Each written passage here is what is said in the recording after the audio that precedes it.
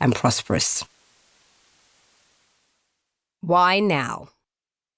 On the 28th of August 1963, Dr. Martin Luther King, for me, one of the greatest men of the 20th century without question, delivered his iconic I Have a Dream speech.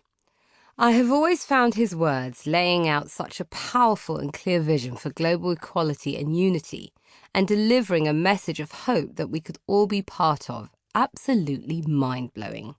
He presented a comprehensive vision and framework for the much-needed journey that would get us there, and I firmly believe it's one of the best examples of the type of society we should all be striving to create.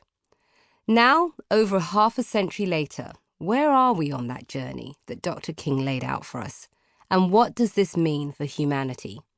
The sad truth is, it's a journey that many of us are yet to embark on.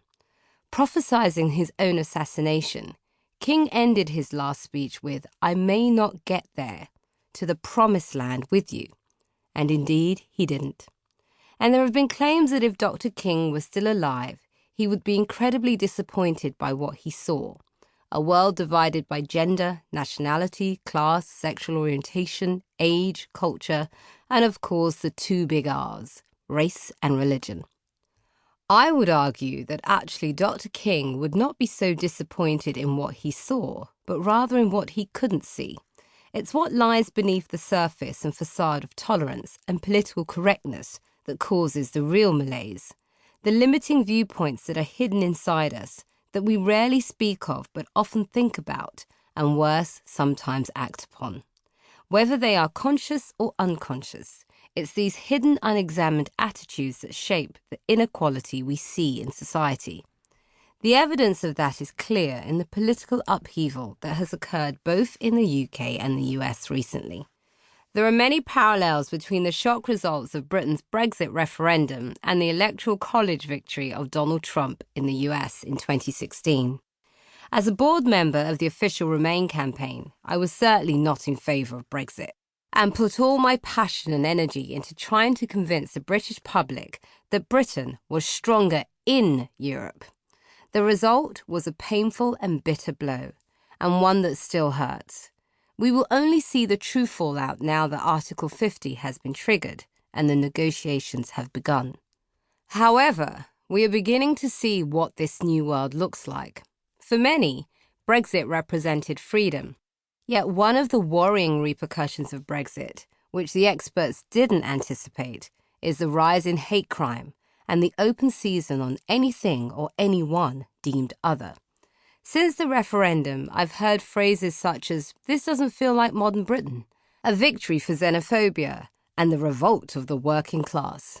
The same seems to be true of Donald Trump's victory in the US, with David Duke, the former KKK leader, celebrating it as one of the most exciting nights of my life. I feel huge disappointment for those of us who wanted to stay part of the EU, and fear what might happen to tolerance of the other in the US. But more importantly, I want to understand why these results went the way they did. Shaking up the status quo in response to campaigns which focused on immigration and fear. The short answer is that both Brexit and Trump were symptoms of our failure to address the issues of fairness and inequality in our globalized economy. The majority of us recognize that there are things greater than ourselves that can unite us, the world we share and our common humanity. We know that the need for understanding, connection, and solidarity as one human family is more urgent now than ever. The greatest challenges of our time demand our cooperation. But how do we achieve this when we have been separate for so long? Change is not easy, but it is necessary.